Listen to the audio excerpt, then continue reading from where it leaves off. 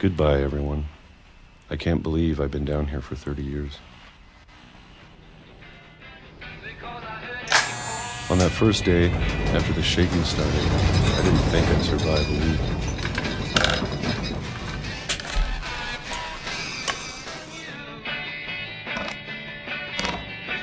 But after a few days, I settled into a routine.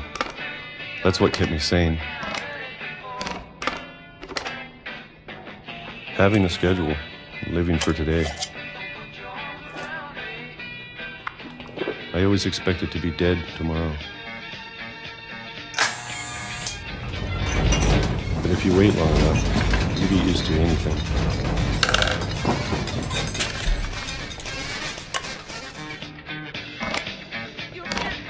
Even a monster on the other side of the door starts to feel normal.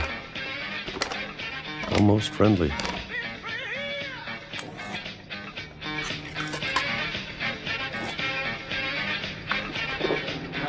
And then one day, everything just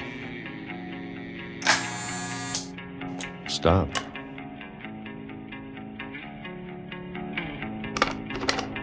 Whatever that thing was, it was gone. Maybe it got tired of waiting. Or maybe I just got tired of being afraid.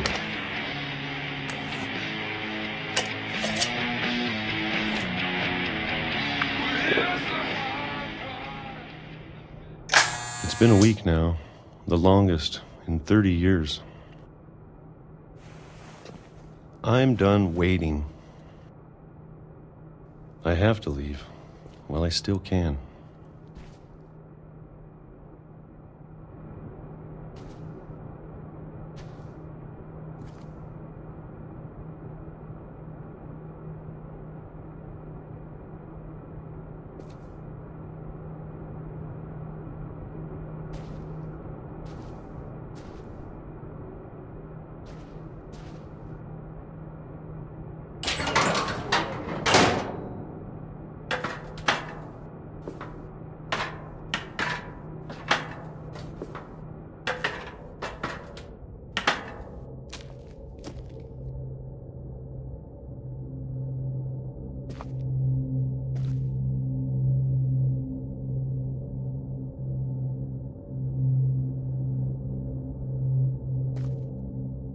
I know it's out there, somewhere.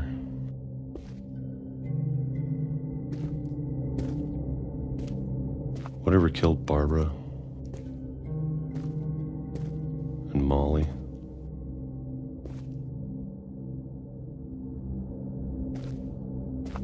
and Calvin.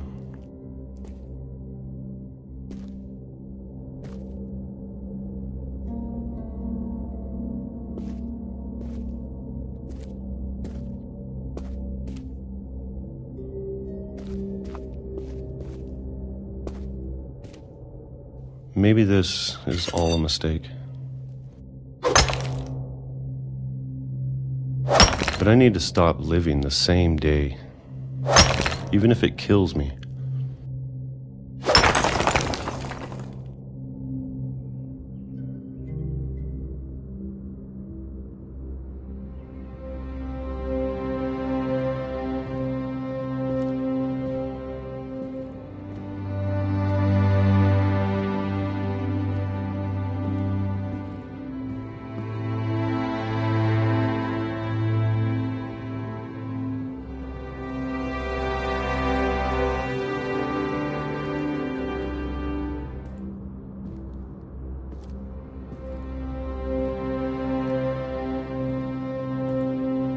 Whatever's out there, I want you to know I'm ready for it.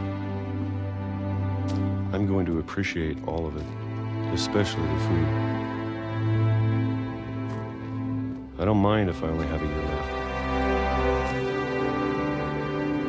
or a month, or a single week. I'd be happy with one new day. I can already imagine the sun on my face.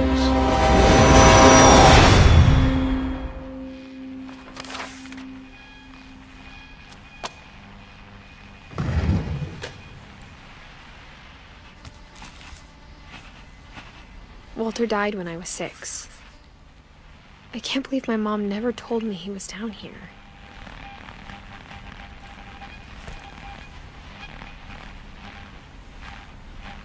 I'm sure my mom was trying to protect me.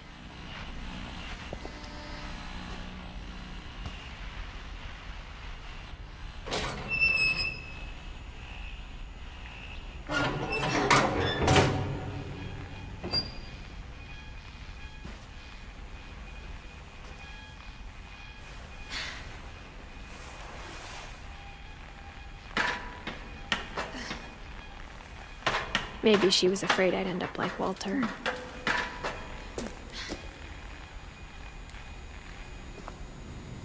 But if she never told me about an uncle under the house, I can only imagine what else she was hiding.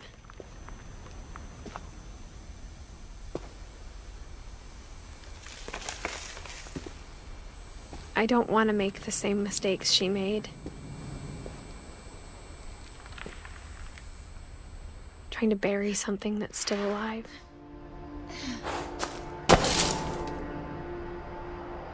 Now that there's only one of us left, or maybe 2,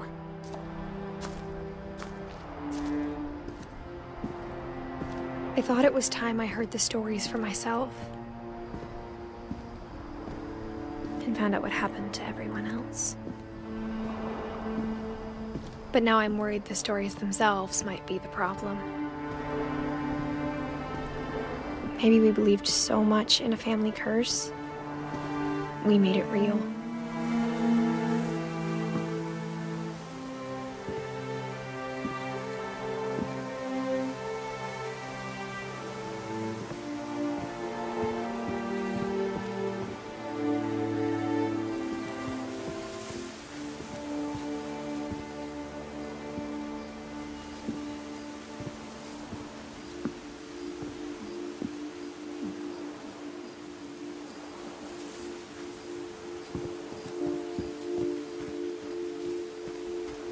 I don't know if I should even be writing this.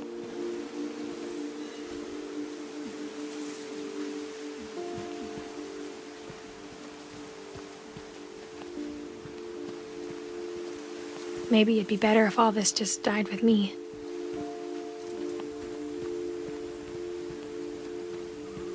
But I thought you should know about your family.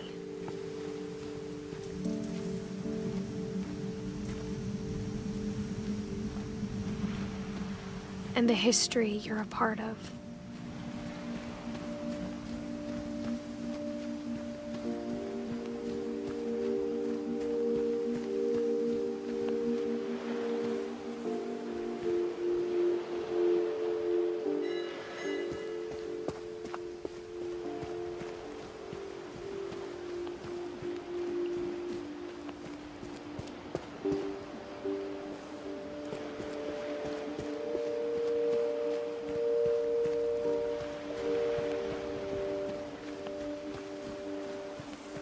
Though to be honest, I feel as lost as you probably do right now.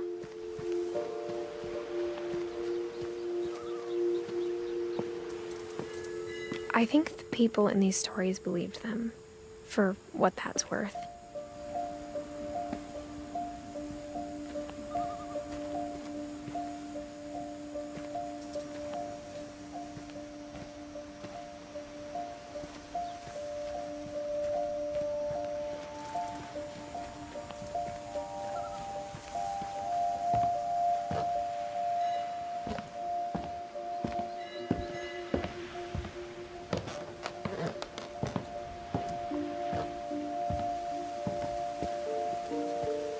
And when you look at the house, that history of imagination and stubbornness and madness, any of it seems possible.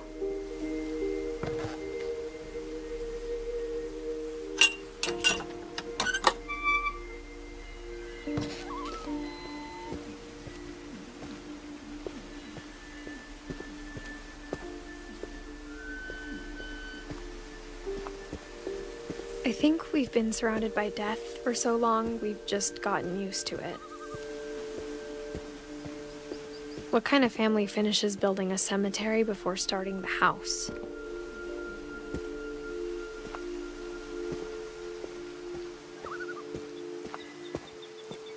It's embarrassing for me to admit this, but the pet cemetery made me more uncomfortable than the human one.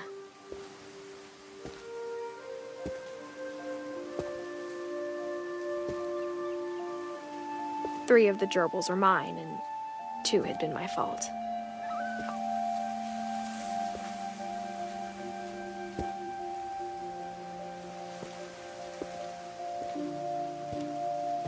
Sven built the house, but it was Edie who designed the cemetery.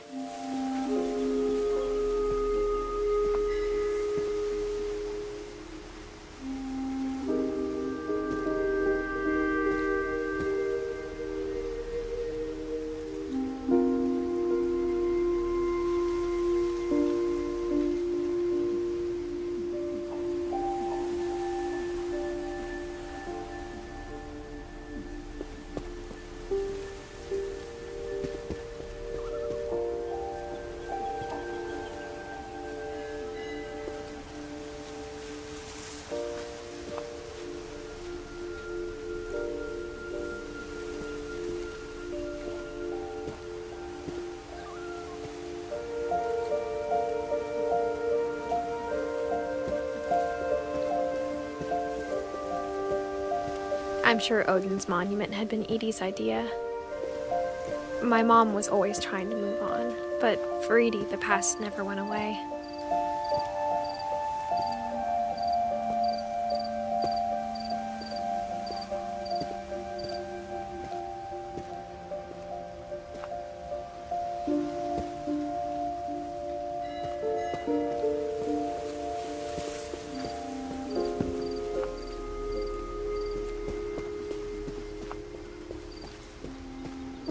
She could see it poking out of the water at low tide.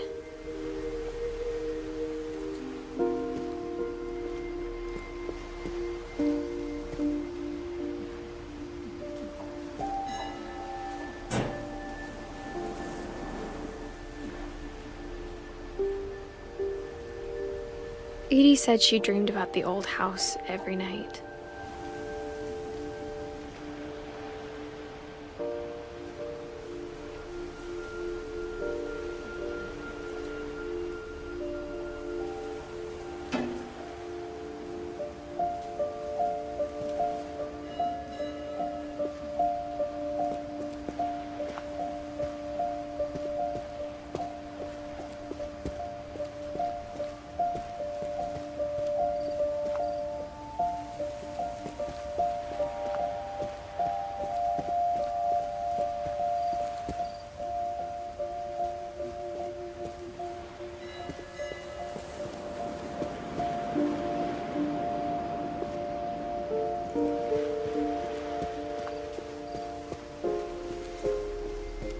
Edie's side was always easier for me to understand.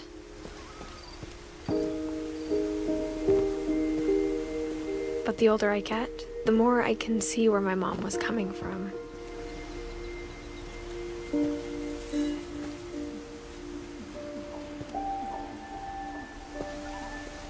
Her dad had been pretty strict, but it wasn't enough to save her brothers. She was just trying to do better.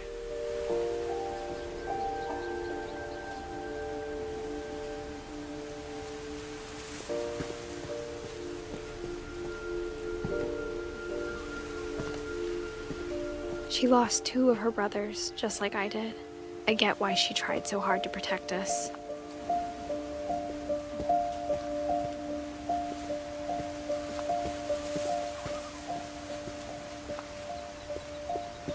There's so many things I wish I could ask my mom now. Part of me thinks this is what she wanted all along. For me to come back someday and find everything out for myself.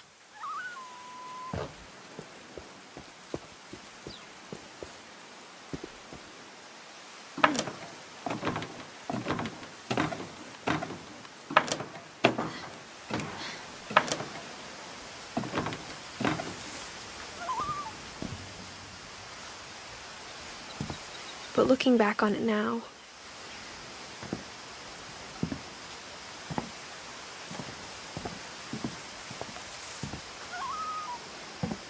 If she told me there was going to be so much climbing, I never would have come when I was 22 weeks pregnant.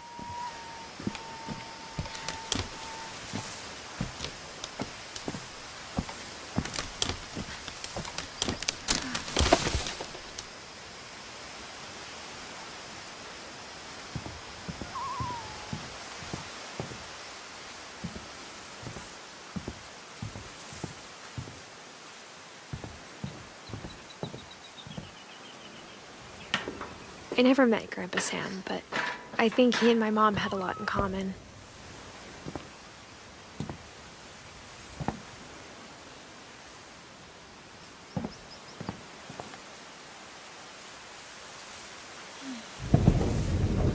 They were both pretty intense.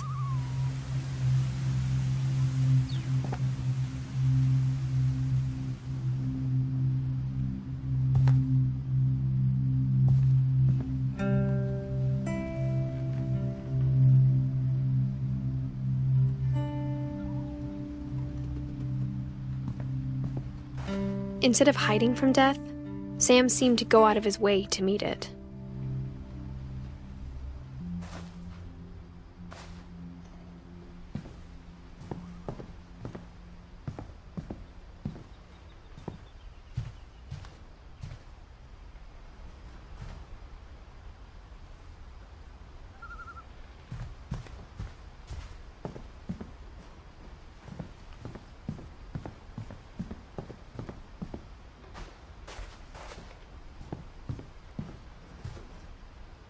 Sam spent his life shooting photos, but Mom said he got nervous being in front of the camera. I guess we're all afraid of something.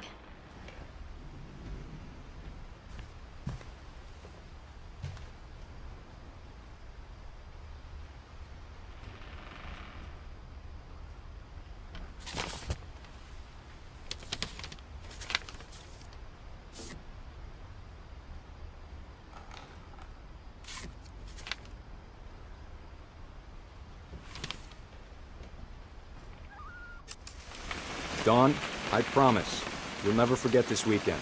Yes, sir. These memories are gonna last a lifetime. Am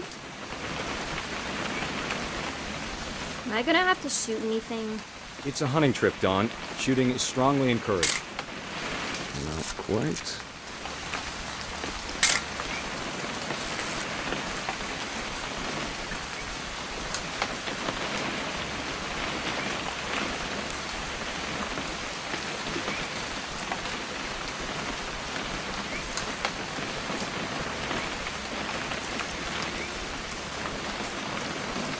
What? Perfect. It's gonna rain the whole weekend, isn't it?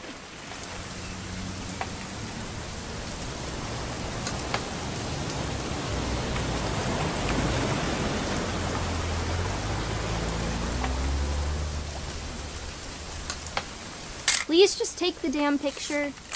Hey, language. I will never forget this weekend, Dad. That's the spirit. Okay, got it. I'm gonna take some pictures, okay? Just be careful. The camera's older than you are.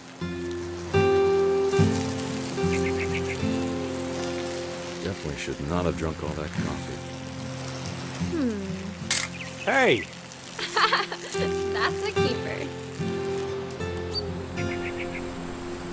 I'm just saying, I'm not always gonna be here, Dawn. You'll need to remember this stuff, if you want to survive. I'll be fine, Dad. You know who else thought he was gonna be fine? Some guy who died. Dad! Good eyes, Dawn.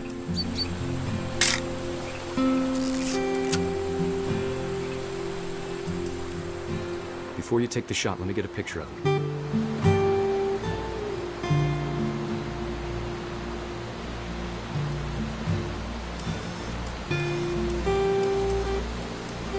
Dad, Just breathe. Turn off your imagination. Focus on your target.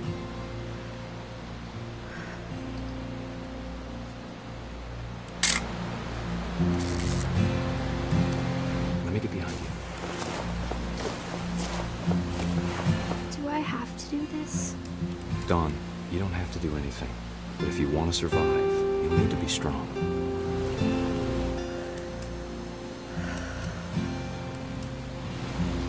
Now keep yourself squared up, elbows down, like we practiced, whenever you're ready.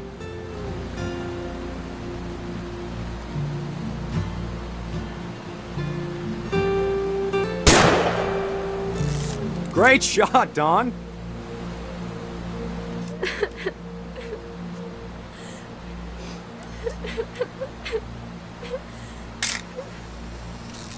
I'm proud of you, Dawn.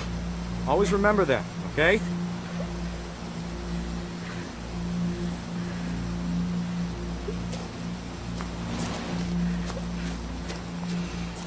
Sorry, Dawn, just gotta reset the timer.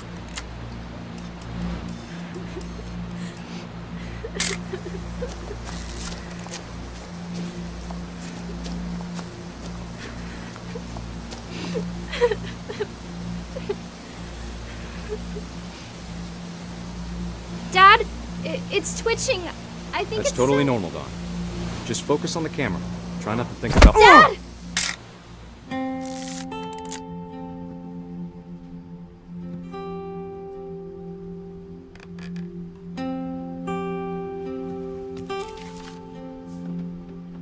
Of all these stories, that's the one I wish most that my mom had told me.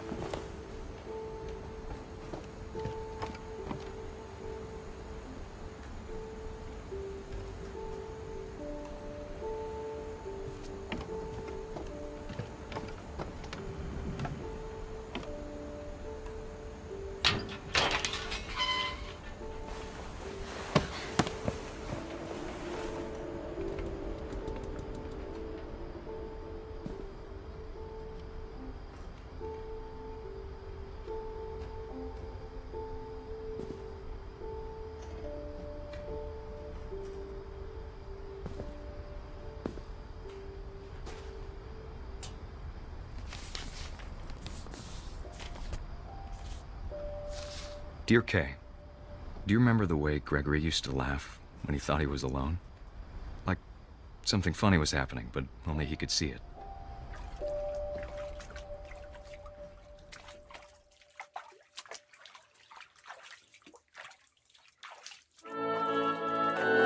I think he saw things the rest of us don't.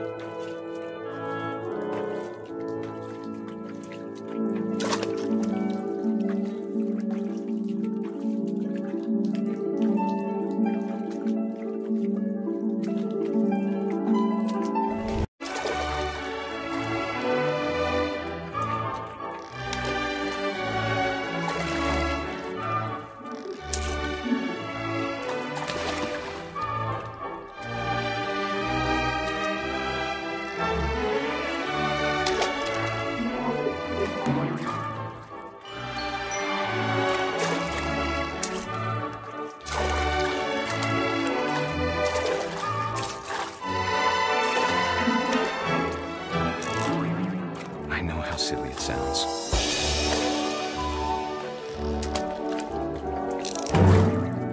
That I worried about a baby being too happy. I could feel him slipping away. Sorry about that, Gregory. I know you did everything you could. Maybe if I hadn't called that night. Damn it. Hold on, I don't want Gregory to hear this.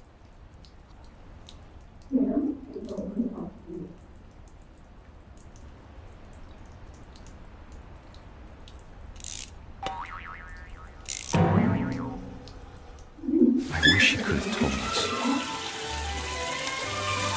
about the world he saw.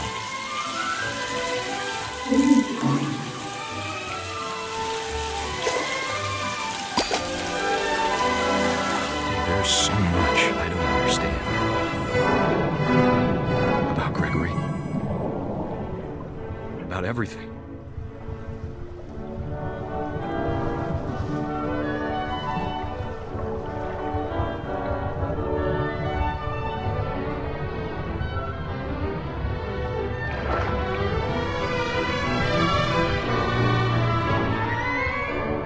But I know what happened wasn't your fault.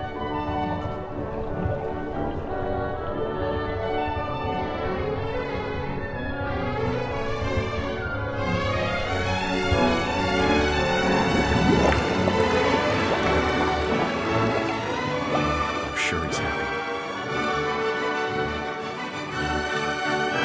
And he'd want you to be happy too. Good luck, Kay. Love, Sam.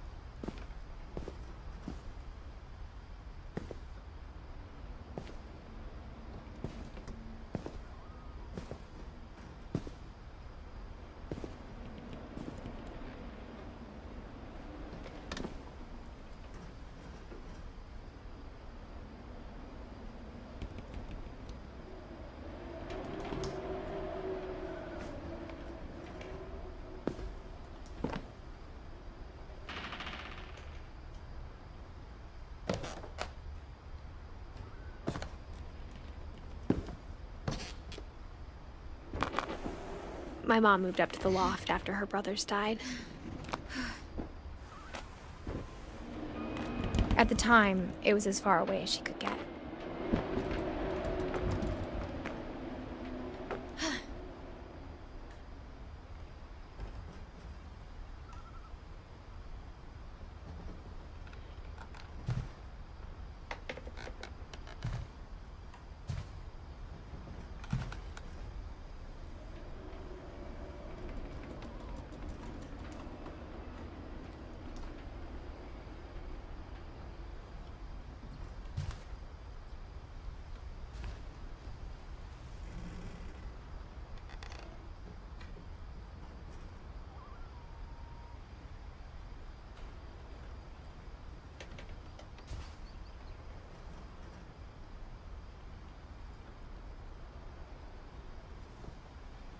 She spent a summer building houses in Calcutta, where she met my dad, Sanjay.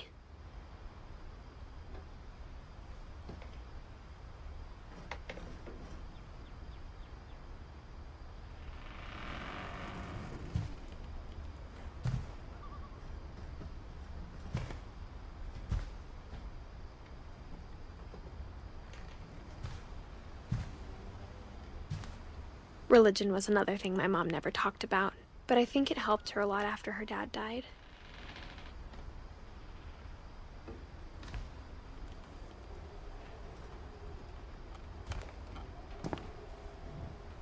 My mom moved to India a week after graduation and got a job teaching English.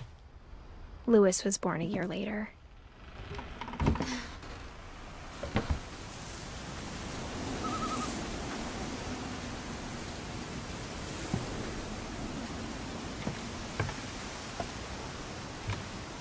When my dad died, I don't think Mom knew where else to go.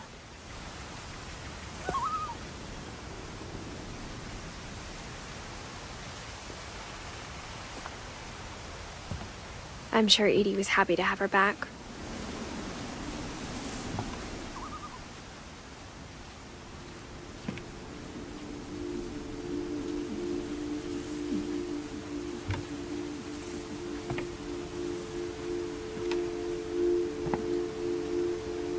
The house had to get a little bigger, but Edie was used to that.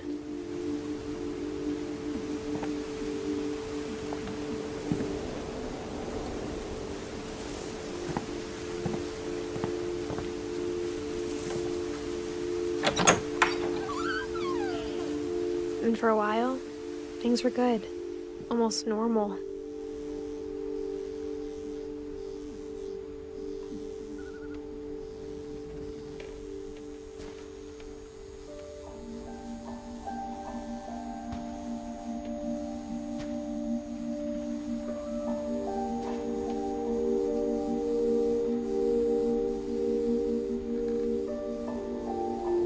But it didn't last.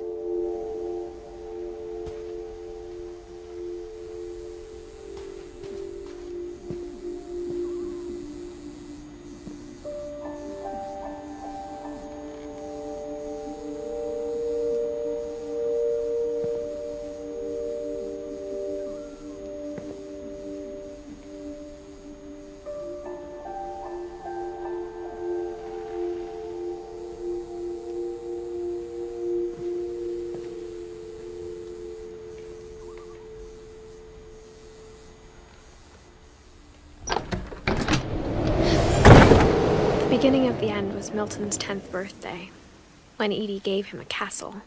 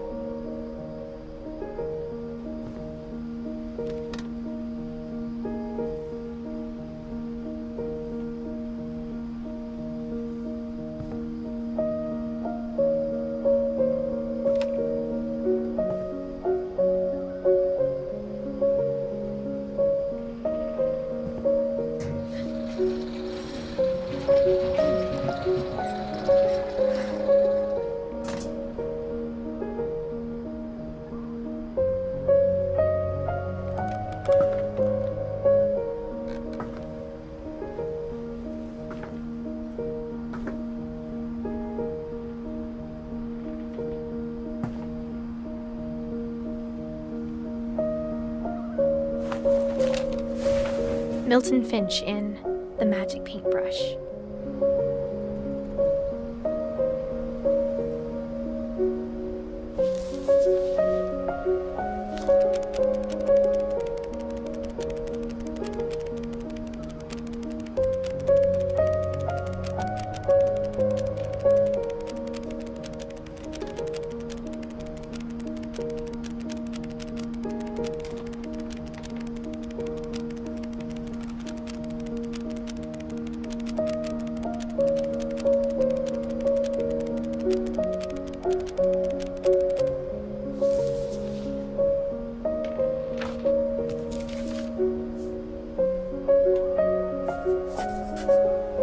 I was 4 when Milton disappeared.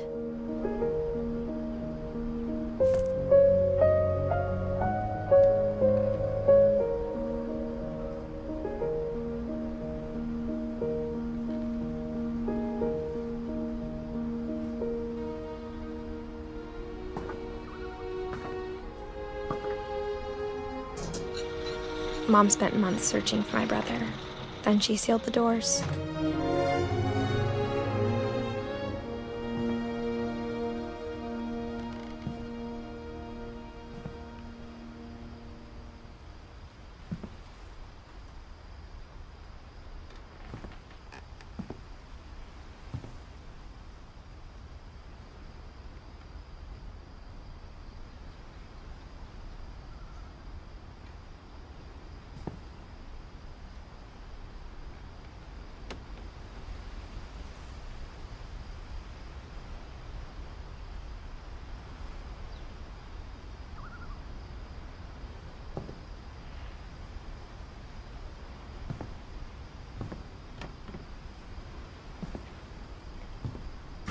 Whatever Milton had found in the house, Mom didn't want it getting out.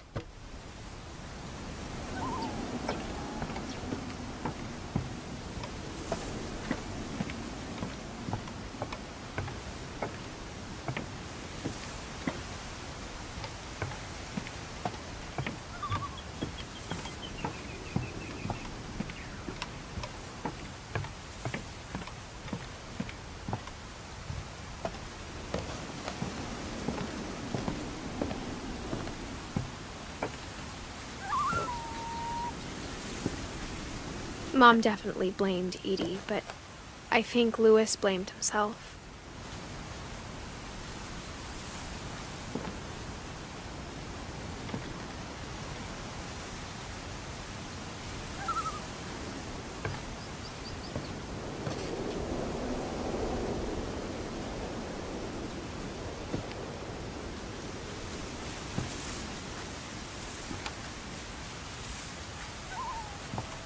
After he graduated, he just spent more and more time in his room, until Mom got him a job at the cannery.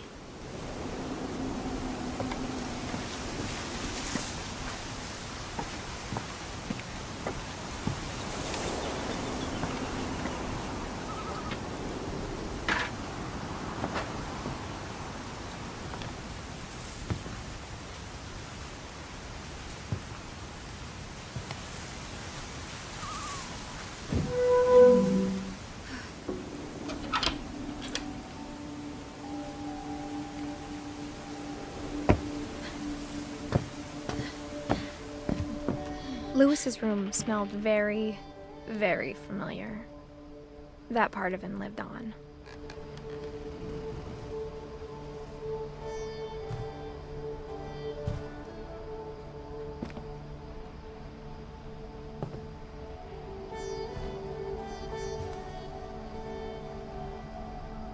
Louis and I spent a lot of time playing games together, but he was surprisingly bad at them.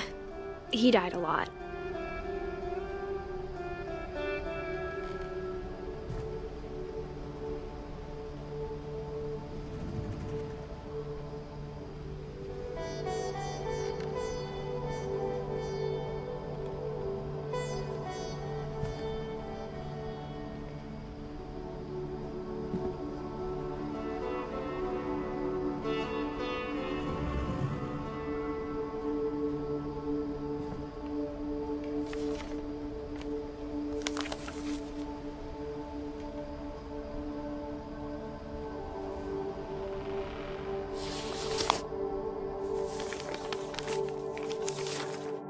Dear Mrs. Finch, as Louis's psychiatrist, I can understand your desire for an explanation. As I see it, the trouble began in January, shortly after we convinced your son to seek treatment for substance abuse. Newly sober, I believe Louis first noticed the monotony of his daily life.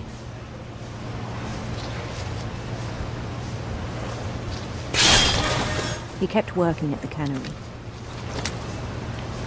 but he withdrew part of himself. In our sessions, I saw the same behavior. His mind began to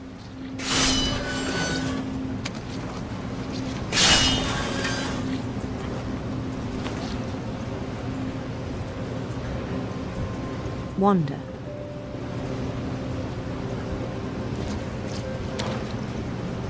I asked him to describe it. He said he started small, imagining a labyrinth. He'd feel his way about.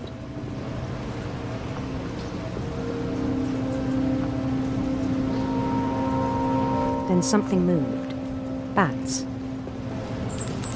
and toads.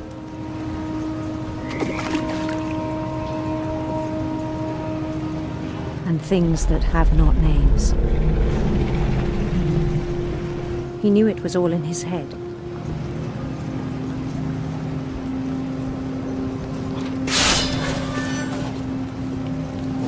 But he took it very seriously. I had hoped he'd find himself.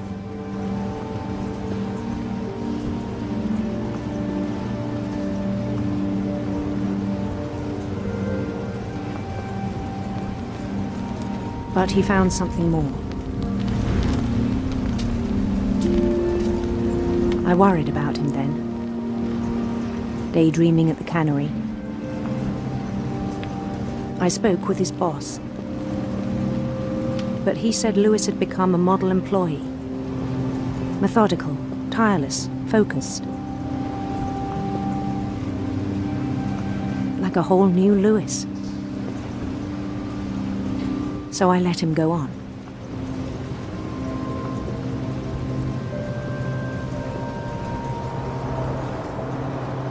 I even encouraged him. It seemed very promising at first. He told me he'd made a new friend.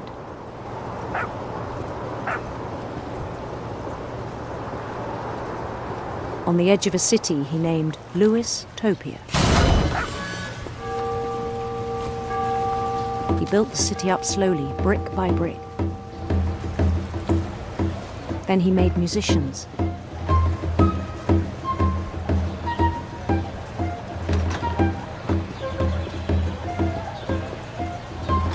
And songs for them to play. He talked about starting a band.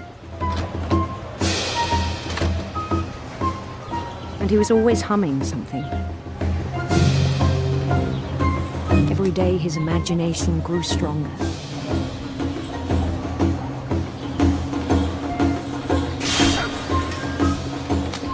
He no longer spoke at the cannery.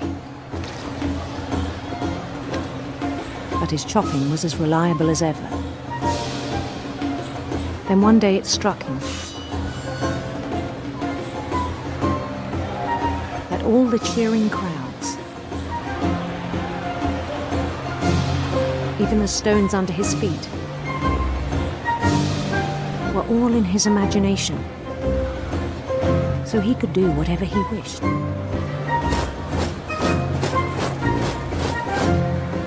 He held an election for mayor. And he won.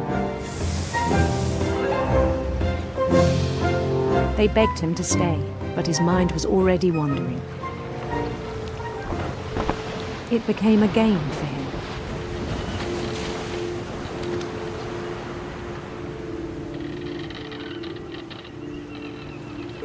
He'd conquer a city, then immediately push on.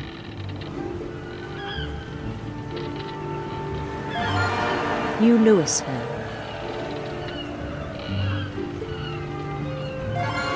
St. Louis. He started drifting away from our reality.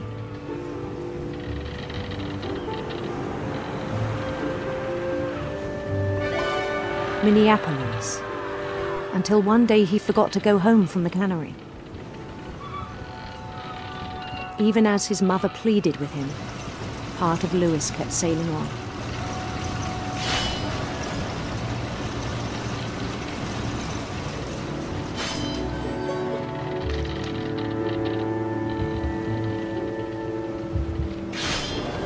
In Lewisburg, he heard rumors of a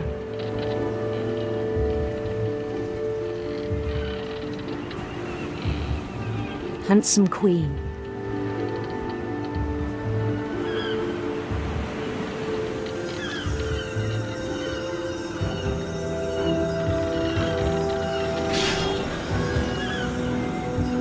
The queen was on her own quest for sinister serpents.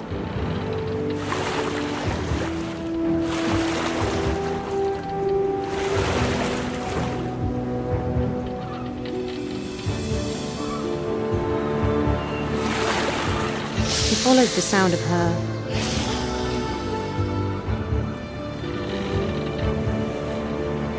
silver harp.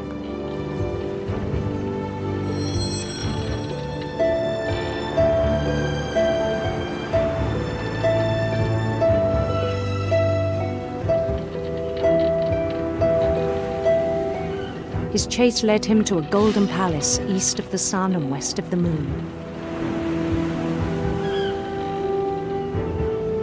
Even then, his logic remained sound.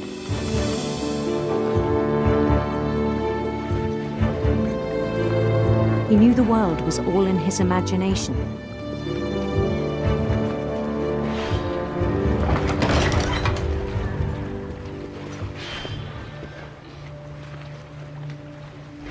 But he was so proud of having created it.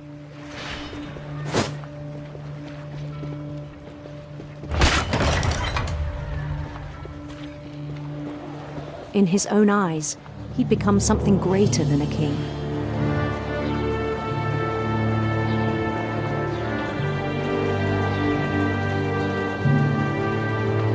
For someone who'd never known success in the real world, I think it was overwhelming. And then it struck him that the real Lewis was not the one chopping salmon, but the one climbing the steps of a golden palace.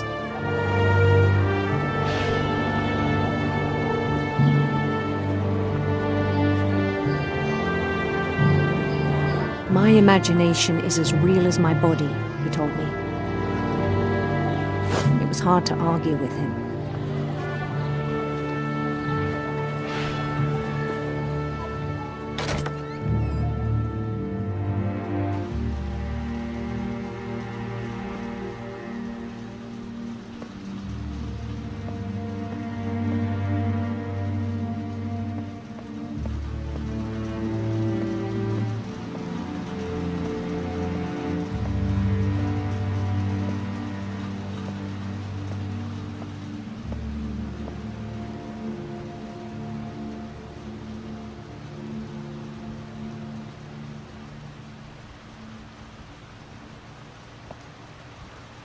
Began to forget the world we know.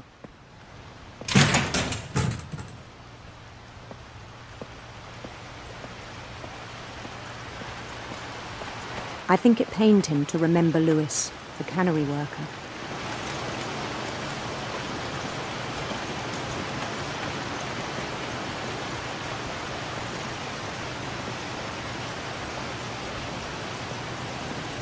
He began to despise the man with a royal contempt.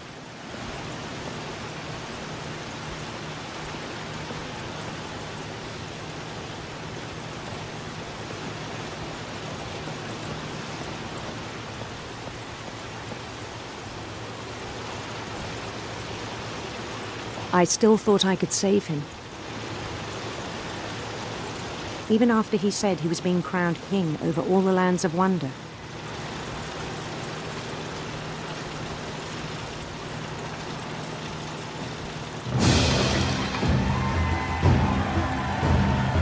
The palace would be packed with his companions.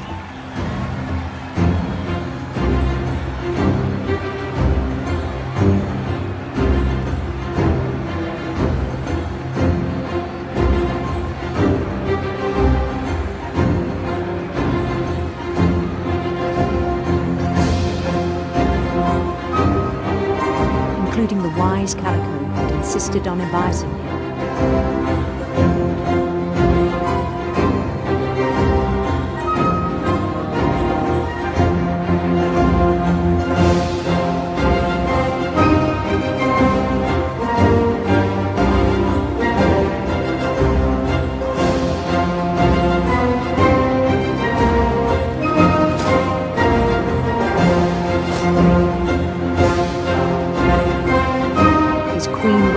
Holding his crown.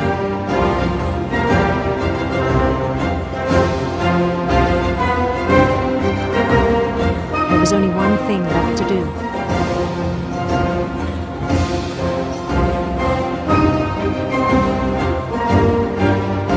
Bend down his head.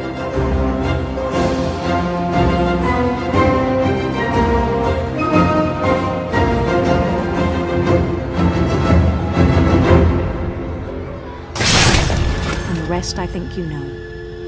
Mrs. Finch, your son was a kind man who will be missed by all of us who knew him.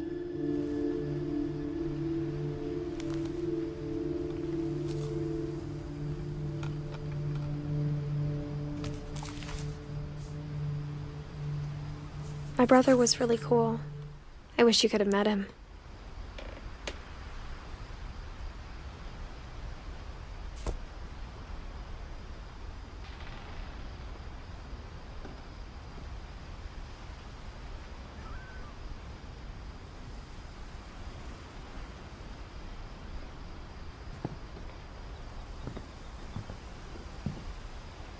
He was so proud of being Indian. I think for him, it was a way to be something other than just a Finch.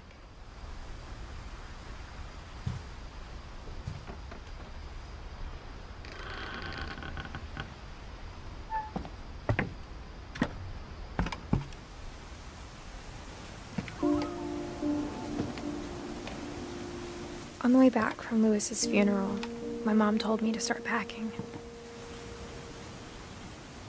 She waited until the day before we left to tell Edie.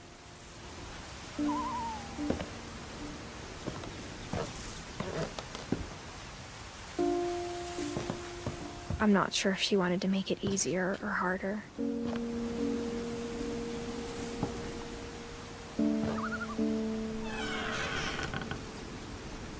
I wish we'd stayed. But I understand why we left.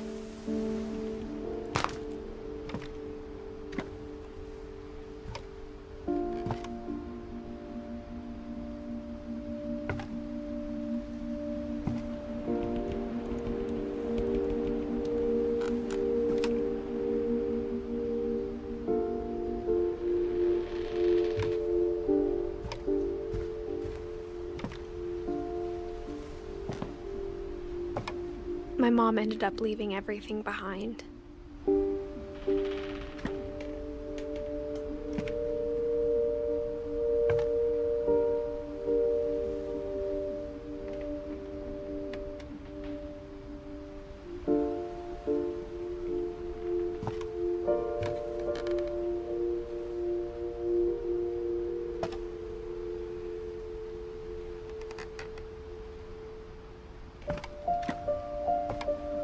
What happened that night had been coming for a long time.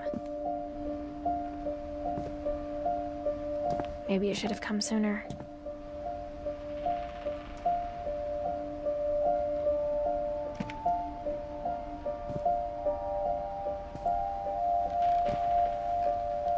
But it had to end one way or another. All that's left now is to tell you about that last night.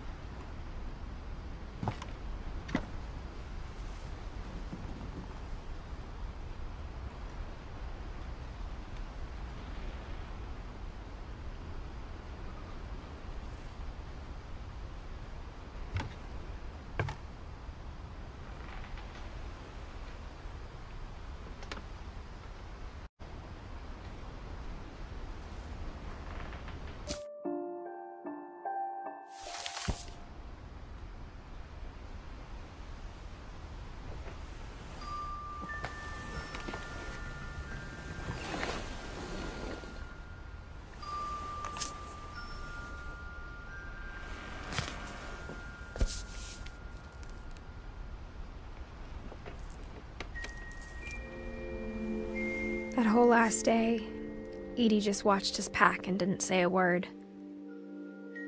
Until supper, when she raised her glass and said, "To our final night together, and all our final nights apart."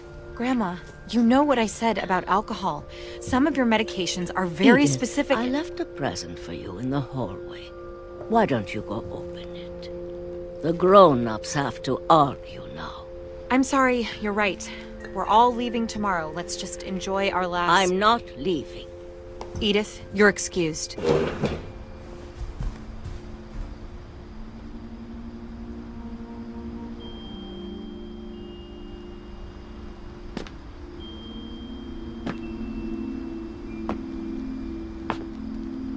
The power had been shut off that morning, but Edie always had plenty of candles. When my mom sealed the library, I don't think she knew about the other entrance. Or that Edie had a key to it.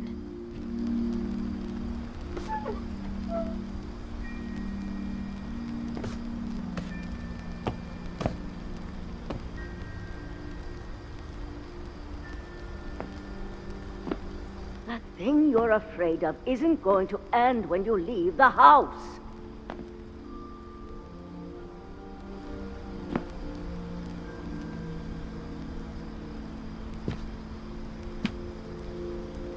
Edith has a right to know these stories. My children are dead because of your stories! I think it's best if Edith and I leave tonight.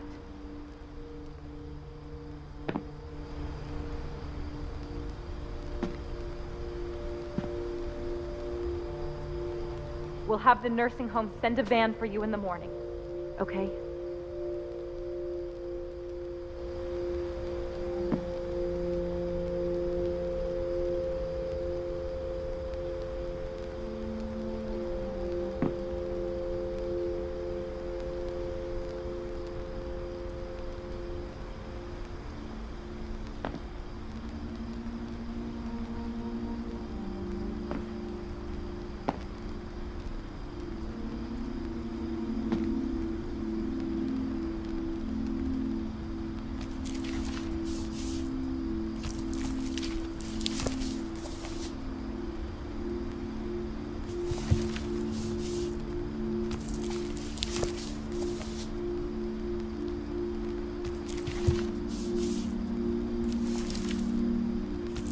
Dear Edith, there's so many stories I wish I could tell you, but there's only time for one.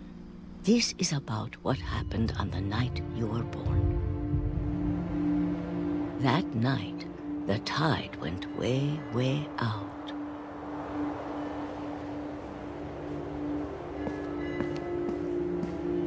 It was the first and last time I ever saw the old house aground. There'd been an earthquake out in the middle of the ocean.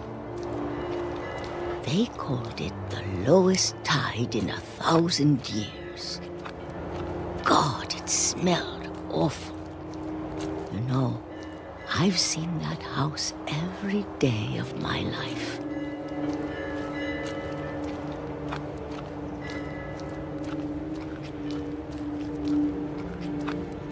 But I never thought I'd go back to it.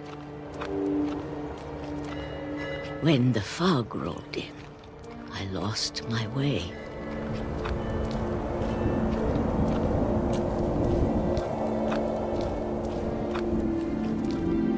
I got turned around.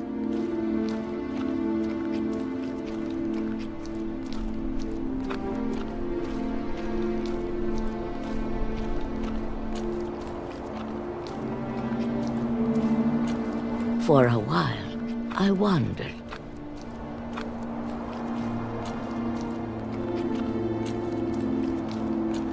I started seeing things.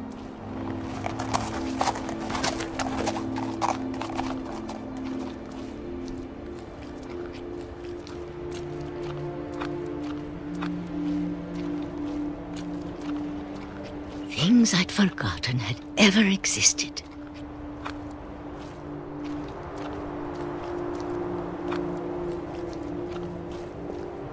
But when I saw them, they felt like old friends. That night, a lot of things came back to me.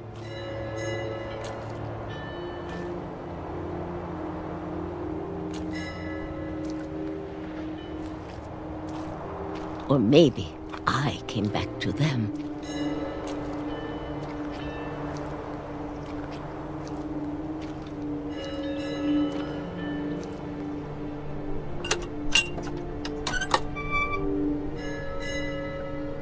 Things I can't explain, but that I need you to try and... Edith, what are you doing in here?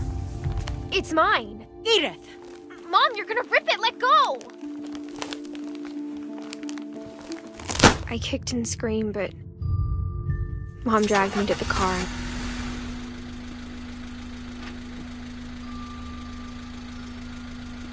I never saw Great-Grandma Edie again. The next morning, the van came to pick her up, but she was already gone.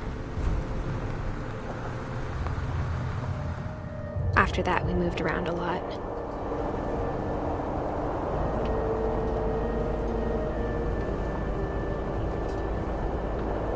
We both tried to make the best of it.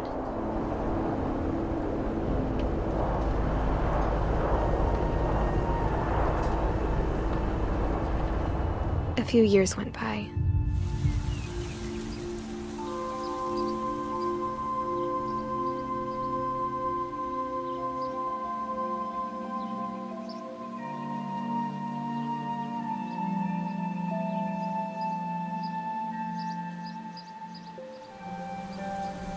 My mom didn't like to talk about it, but she started getting sick a lot. The rest happened pretty quickly.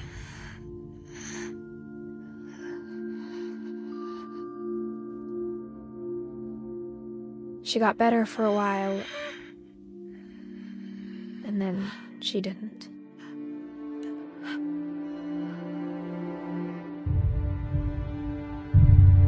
And then I was alone.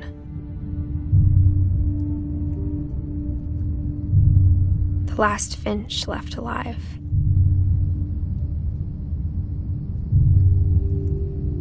Until I found out about you. I'm still not sure what to tell you about all this. If we lived forever, maybe we'd have time to understand things. But as it is, I think the best we can do is try to open our eyes and appreciate how strange and brief all of this is.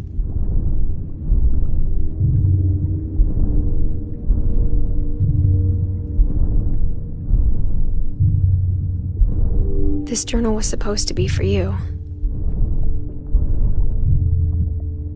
But now I hope you'll never see it. I just want to meet you and tell you all these stories myself. But I guess if you're reading this now, things didn't work out that way.